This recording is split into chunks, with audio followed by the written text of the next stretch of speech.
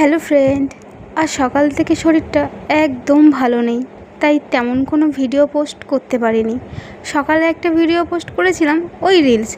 তো মনটা আমার এমনি খারাপ হয়ে গেছিলো, ওই গানটার সাথে একটা রিলস বানিয়েছিলাম। তোমরা আমাকে বলেছো যে তুমি কেন এই গানে রিলস বানিয়েছো, মনটা খারাপ কেন?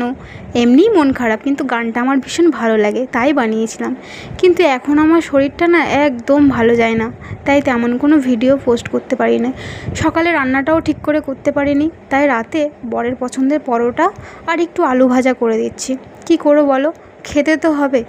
যাই হোক, এখানে ওর জন্য আলু ভাজা করে দিচ্ছি। ওর কোনো ঝামেলা নেই, যা কিছু একটা করে দিলেই হলো ব্যাস। আর আমার এই অবস্থাতে কোনো কিছুতে জোর করে না। আসলে আমার এত ঘন ঘন উল্টি হচ্ছে যে আমি তোমাদেরকে কি বলবো। আমার খুব এই প্রবলেমটা দেখা দিয়েছে।